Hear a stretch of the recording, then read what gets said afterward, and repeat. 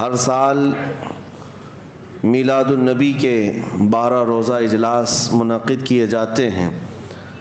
مسلسل کئی سالوں سے میری بھی آپ کے درمیان حاضری ہے۔ بس ہم دعا یہ کرتے ہیں اللہ تبارک و تعالی آخری سانس تک حضور کی میلاد مناتے مناتے دنیا سے جانے کی توفیق دے۔ اور یقیناً یہ سنیوں کے حصے میں آیا ہے جو فخر سے کہتے ہیں حشر تک ڈالیں گے ہم پیدائش مولا کی دھوم۔ میرے عزیز و سامعین، حضور کی میلاد جو ہے کب تک مناؤ گے؟ 12 ربیع الاول تک، کل تک، پرسوں تک، ایک مہینے تک؟ اعلیٰ حضرت تو ہمیں یہ سکھا کر گئے حشر تک ڈالیں گے ہم، حشر تک ڈالیں گے ہم پیدائش مولا کی دھوم، مثل فارس نجد کے قلعے گراتے جائیں گے، خاک ہو جائیں عدو جل کر مگر ہم تو رضا، دم میں جب تک دم ہے ذکر ان کا سناتے جائیں گے۔ میلاد کا موسم جیسی آتا ہے ماہ ربیع النور، یہ بہت سارے چہروں کو ایک الگ امتیازی شان دیتا ہے۔ ربیع الاول میں بہت سارے چہرے پہچانے جاتے ہیں، کچھ اجلے ہو جاتے ہیں، کچھ کالے ہو جاتے ہیں، کچھ جگہ لائٹ بہت زیادہ ہو جاتی ہے، کچھ جگہ اندھیرا بھی زیادہ ہو جاتا ہے۔ اس سے پتہ چل جاتا ہے کہ ربیع الاول شریف یہ ایک کسوٹی ہے جو دلوں کے اندر موجود نور ہو کہ بغض ہو چہرے پر لکھ کر آ جاتا ہے۔ الحمدللہ سنیوں کے چہرے بھی جگمگاتے ہیں، مسجدیں بھی جگمگاتی ہیں۔ کیوں نہ ہو، جب دنیا اپنے بچوں کے برتھ ڈے منانے میں لاکھوں روپے خرچ کرتی ہے، ہم کائنات کے آقا و مولا کی ولادت پر خوشی کا اظہار کریں۔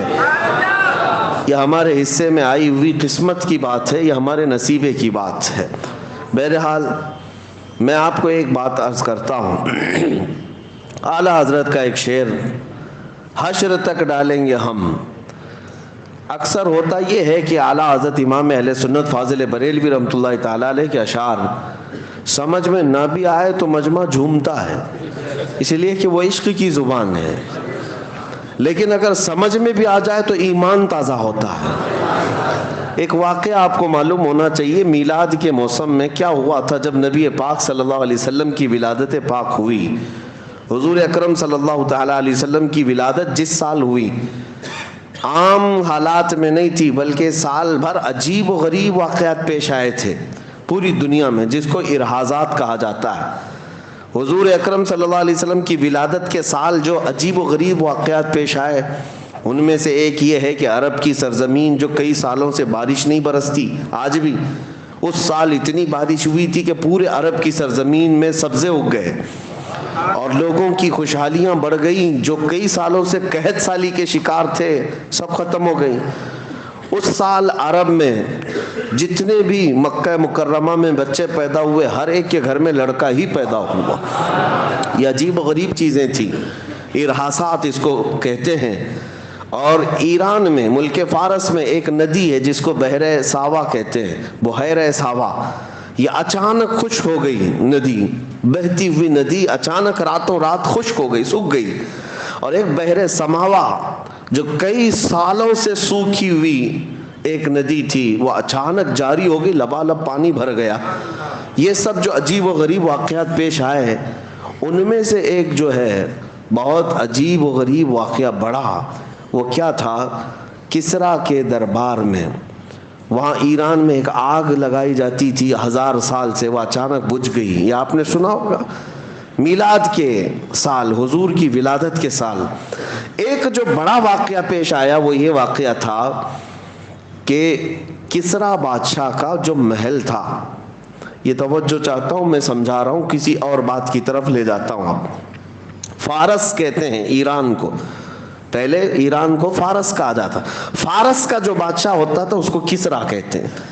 اور کسریٰ کا جو محل تھا وہ آج بھی مدائن میں موجود ہے، عراق میں۔ عراق، شام سب ایک ہی تھے، ایران سب ایک ہی، عراق اور ایران سب فارس کہلاتے تھے۔ تو یہ فارس کا قلعہ، کسریٰ بادشاہ کا جو قلعہ تھا، بہت بڑا، اور اس کو اس بات پر ناز تھا کہ دنیا کی بڑی بڑی طاقتیں میرے قلعے کو نہیں توڑ سکتی، ہلا نہیں سکتی۔ اس کا یہ غرور تھا، اس کا یہ اعلان گھمنڈ میں رہتا تھا بادشاہ کا۔ لیکن ربیع الاول شریف کے اس موسم میں حضور پاک صلی اللہ علیہ وسلم کی ولادت کے دن 12 ربیع الاول کو اچانک وہاں پر ایک زلزلہ آیا اور اس کی دیوار میں اتنا بڑا شگاف، اتنی بڑی پھٹن، دراڑ جو اس قلعے کے اندر ایسی پیش آئی کہ ایک آدمی دیوار میں سے آ جا سکتا ہے، گزر سکتا ہے. آج بھی موجود ہے، آج بھی عراق میں وہ موجود ہے. دیوار شق ہو گئی ہے اور آدمی اس میں سے داخل ہو سکتا ہے اتنا زیادہ، لیکن گرا نہیں. محل گرا نہیں ہے لیکن دیوار پھٹ گئی ہے. اور یہ اتنا عجیب واقعہ تھا، جیسے دنیا کو غرور تھا ٹائٹینک جہاز ڈوب نہیں سکتا، ڈوب گیا. اسی طرح سے کسرا کے محل کے بارے میں یہ اندازہ لگایا جاتا تھا کہ بڑے سے بڑا زلزلہ بھی جو ہے اس دیوار کو ہلا نہیں سکتا، اتنا مضبوط انہوں نے بنایا تھا. اب اسی سے اندازہ کرو 2000 سال گزرنے کے بعد آج تک وہ قلعہ محفوظ ہے، تو اس زمانے میں کتنا مضبوط رہا ہوگا. لیکن جب صبح ہونے کے بعد قلعے کی دیوار پھٹی دیکھا بادشاہ نے، تو سارے لوگوں کو بلایا گیا. یہ ہوا کیا؟ نجومیوں کو بلایا گیا، اپنے علم سے معلوم کرو، پتہ چلو ایسا میرے محل میں ہوا کیوں. اچھا، جو کنگورے لٹکے ہوئے تھے 14 کنگورے، وہ سب زمین پر گر پڑے تھے. یہ اچانک نہیں ہو سکتا، ایسا کیسے ہوا؟ تو نجومی سب کاہن جو جوتش ہیں، اٹکل پچھو تو مارتے تھے لیکن کبھی کبھار تیر لگتا بھی تھا. تو وہ اپنے ستارے کے علم کے مطابق دیکھتے ہیں اور بادشاہ کسرا سے کہتے ہیں یہ جو کچھ بھی ہوا ہے، ہمارا علم تو یہ کہتا ہے کہ عرب میں کوئی بچہ پیدا ہوا جو تمہاری سب سلطنت ختم کرنے والا ہے، اور اس کی سلطنت اور اس کا قبضہ سب پر قائم ہونے والا ہے. ہم نے علم نجوم کے اعتبار سے یہ پایا ہے آج ایک بچہ ایسا پیدا ہوا ہے جس کو امام زمن نے کہا تھا نا، آئی نئی حکومت سکہ نیا چلے گا، عالم میں رنگ بدلا صبح شب ولادت. اب یہ کیا ہوا؟ یہ ذہن میں واقعہ رکھو. کس کے قلعے کے اندر دراڑ آئی؟ فارس کا قلعہ. فارس کا قلعہ کب آئی؟ کب ہلی دیوار؟ ولادت کے دن، حضور کی ولادت کے دن. پتہ یہ چلا حضور کی ولادت کے دن اچھے اچھے قلعوں میں زلزلہ آتا ہے اور دیواریں پھٹ جاتی ہیں. تو اعلیٰ حضرت اب اس واقعے کو ذکر کرتے ہوئے کہتے ہیں، سنو تمہارے درمیان اب اس مسئلے کو واضح کر دیتا ہوں. حشر تک ڈالیں گے ہم پیدائش مولا کی دھوم، ہم میلاد کی دھوم ہر سال نہیں ہر دن مناتے رہیں گے. اور ہوگا کیا؟ یاد رکھو، مثل فارس کی طرح اب نجد کے قلعے گراتے جائیں گے. مکہ میں حضور کی پیدائش ہوئی تھی، فارس کے قلعے میں دراڑ آ گئی تھی، اور اب یہاں مدن پورہ میں بیٹھ کر میلاد منائیں گے، نجدی قلعے بھی ہلتے نظر آئیں گے. بہت دور نہیں، نجدی قلعے تو بہت دور ہوں گے، بہت قریب بھی ہلتے نظر آئیں گے. یہ کیوں ہلیں گے؟ اس کی وجہ یہی ہے، اعلیٰ حضرت فرماتے ہیں کہ مومن وہ ہے جو ان کی تعظیم پہ مرے دل سے. حقیقت میں مومن کون ہے؟ مومن وہ ہے جو ان کی تعظیم پہ مرے دل سے. نجدی بھی تو کرتا ہے ان کی تعظیم مرے دل سے، دونوں جگہ مرے دل سے ہے، لیکن دونوں کے معنی میں بڑا فرق ہے. پہلا والا جو مرے دل ہے وہ سنیوں کے حصے میں آیا ہے، اور دوسرا والا مرے دل جو ہے یہ گستاخوں کے حصے میں آیا ہے. بہرحال میرے عزیزوں، میلاد کی خوشیاں منانا اللہ تبارک و تعالیٰ نے اہل خیر کو حصہ عطا فرمایا، حضور کے چاہنے والوں کے حصے میں ہے. اللہ کریم ہماری نسلوں کو صبح قیامت تک حضور کی میلاد منانے والوں میں پیدا فرمائے. لوگ اس کے چیمے گوئیاں کرتے رہ گئے، اعتراضات میں رہ گئے، شک و شبہات میں رہ گئے، سوالات میں رہ گئے.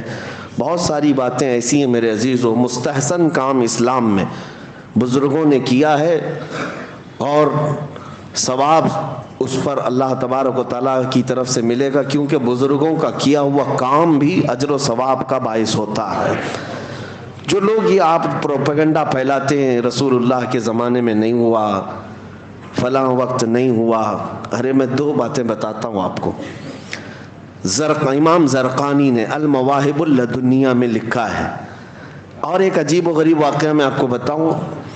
حضور اکرم صلی اللہ علیہ وسلم کی ولادت جس دن ہوئی نا 12 ربیع الاول شریف کو، اس رات کو اللہ تعالیٰ نے کائنات کے جانوروں کو بولنے کی طاقت دی، سارے جانوروں کو۔ امام زرقانی نے المواہب اللدنیہ میں اس روایت کو نقل فرماتے ہیں اس رات جانوروں کو بولنے کی طاقت دی گئی، لیکن کیا بولنے کی؟ ہر جانور دوسرے جانور کو حضور کی آمد کی بشارت دے رہا تھا اور مبارکبادیاں پیش کر رہے تھے کہ مبارک ہو شہ کونین تشریف لائے ہیں، نبی پاک صلی اللہ علیہ وسلم تشریف لائے۔ ہر جانور دوسرے جانور کو بشارت دے رہا تھا۔ امام زرقانی نے کتاب میں لکھا ہے میں یہی محسوس کرتا ہوں وہ کتنے خوش نصیب چار پیر کے جانور تھے جو حضور کی آمد پر مبارکبادی دے رہے تھے۔ ان غلیظ دو پیروں کے جانوروں سے تو بہتر ہے جو حضور کی میلاد پر شرک کے فتوے لگاتے۔ حضور اکرم صلی اللہ علیہ وسلم کی آمد پر ناک بھون سکیڑتے ہیں، ان سے بہتر تو وہ چار پیر کے جانور تھے جو آمد مصطفیٰ پر خوشیاں منا رہے تھے۔ اب جو سوال ہے وہ میں آپ کے ذہن سے اس کو دور کرتا ہوں، پھر میں اپنے موضوع پر آتا ہوں۔ میلاد کی محفل ہے جو پروپیگنڈا پھیلایا جاتا ہے، مکہ میں حضور پیدا ہوئے، نبی پاک صلی اللہ علیہ وسلم مکہ میں پیدا ہوئے، سب کو پتہ ہے نا۔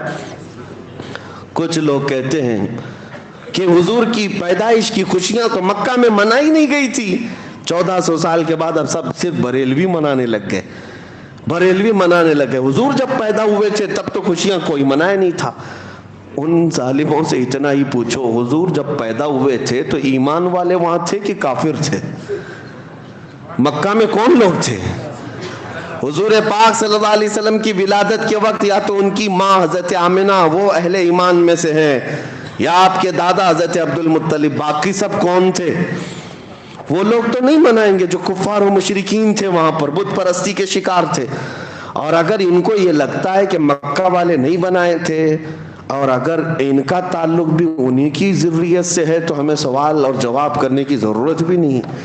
آپ کا تعلق، آپ کا خاندان آپ کو مبارک۔ مکہ والے نہیں منائے تھے، سچ کہتے ہو آپ نہیں منائے تھے، اس لیے نہیں منائے تھے کہ کافر تھے، مشرکین تھے، اس لیے نہیں منائے۔ ہاں ہم بتاتے ہیں منایا کون تھا۔ حضور اکرم صلی اللہ تعالی علیہ وسلم کی ولادت کی خوشیاں یہ کہتے ہیں نا کہ مکہ والے نہیں منائے تھے، لیکن 53 سال حضور نے مکہ میں زندگی گزاری۔ 53 سال کے بعد جب حضور ہجرت کر کے مدینے آ رہے تھے، میرے آقا صلی اللہ علیہ وسلم کی ہجرت کی وہ تاریخ یاد کرو۔ اللہ کے نبی صلی اللہ علیہ وسلم عام حالتوں میں مدینے میں داخل نہیں ہوئے، مدینے والے مسلسل 9 دن سے میرے آقا کے انتظار میں پورا دن گزارتے تھے۔ مدینے سے نکل آتے، سنیت الوداع کی گھاٹیوں پر جمع ہو کر کے ٹکٹکی باندھ کر دیکھتے تھے کہ رسول اللہ مکہ سے نکل چکے ہیں، مدینے کب آنے والے ہیں، کب آنے والے ہیں۔ شام تک انتظار کرتے، اپنے گھروں پر جاتے تھے۔ جب حضور اکرم صلی اللہ علیہ وسلم حضرت ابوبکر صدیق کے ساتھ مدینہ طیبہ میں داخل ہونے کا وقت آیا، پورے مدینے والوں میں جو خوشیوں کی لہر تھی، بخاری شریف میں بھی موجود ہے، مسلم شریف میں بھی موجود ہے۔ بنو نجار وہاں کا مشہور خاندان ہے مدینے کا، وہاں کی بچیاں اپنے ہاتھوں میں دف لے کر کے آ گئیں، غلام حبشی بھی نیچے آ گئے، جوان مرد بھی اتر آئے، عورتیں اپنے گھروں کی چھت پر تھی، اور سبوں نے جب آفتاب رسالت کو چمکتے ہوئے دیکھا، پکار کر کہا طلع البدر علینا من ثنیات الوداع وجب الشکر علینا ما دعا للہ داعی۔ وہ بچیاں گنگناتی تھی جس کو بخاری نے نقل کیا ہے، یہ کہتی تھی سنیت الوداع کی گھاٹیوں سے 14ویں کا چاند ہم پر طلوع ہو گیا ہے، ان کے آنے پر ہم پر اللہ کا شکر واجب ہو گیا ہے کہ اللہ کی طرف بلانے والا رسول اب ہمارے شہر میں آیا ہے۔ یہ خوشیاں منائی تھی، حضور کی ولادت کی خوشیاں مکہ والے نہیں منائے تھے، یہ تو ان کو یاد ہے، لیکن حضور کے مدینے میں داخل ہونے کے وقت مدینے والے جو خوشیاں منائے تھے یہ کیوں نہیں یاد ہے؟ تمہیں مبارک ہو ابو جہل، ابو لہب، عتبہ و شیبہ کا خوشیاں نہ منانا، اور سنیوں کی قسمت میں بنو نجار کی وہ بچیاں آئی ہیں، اور الحمدللہ آج ہم میلاد کی خوشیاں مناتے ہیں تو اہل مدینہ کے نقش قدم پر چلتے ہیں، مدینے والوں کی اقتدا کرتے ہیں۔ الحمدللہ مدینے والے حضور اکرم صلی اللہ علیہ وسلم کی آمد پر خوشیوں کا اظہار کیے تھے، اور آج ہم انہی کے نقش قدم پر جب جب محفلیں سجاتے ہیں میرے آقا کے استقبال میں کھڑے بھی ہوتے ہیں، سلام بھی پیش کرتے ہیں۔ یہ مدینے والوں کا طریقہ ہے۔ اللہ تبارک و تعالی ہمیں ہمیشہ مدینے والوں کا ایمان عطا فرمائے۔ اب چلتے چلتے یہ بات بھی کلیئر کر دوں، چونکہ ہر بات ریکارڈ ہوتی ہے، کئی لوگوں تک پہنچتی ہے، کئی لوگوں کو کڑتی بھی ہے، تو تھوڑی اور کڑھا کے ہی جائیں کہ جو کہتے ہو کہ مکہ والے نہیں منائے تھے، نہیں، تمہیں پتہ نہیں، تمہارے باپ دادے بھی منائے تھے۔ ابو لہب نے خوشی منائی تھی، یہ بخاری شریف میں موجود ہے۔ حضرت عباس رضی اللہ تعالیٰ عنہ حضور کے چچا ہیں، ابو لہب کے چھوٹے بھائی ہیں، سگے چچا ہیں۔ ابو لہب کے مرنے کے بعد حضرت عباس رضی اللہ تعالیٰ عنہ نے اس کو خواب میں دیکھا، گستاخ تھا، حضور کو تکلیف دیتا تھا، اذیت دیتا تھا، لیکن بعد میں نا حضور کی پیدائش کے وقت تو دشمن نہیں تھا۔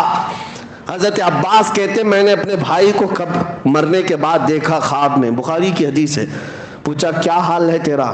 ابو لہب کہتا روز انگاروں میں جلتا ہوں، روز انگاروں میں جلتا ہوں، لیکن پیر کا دن آتا ہے تو میری شہادت کی انگلی کو ٹھنڈا کر دیا جاتا ہے، میں منہ میں اس کو رکھتا ہوں، چوستا ہوں تو ٹھنڈک محسوس ہوتی۔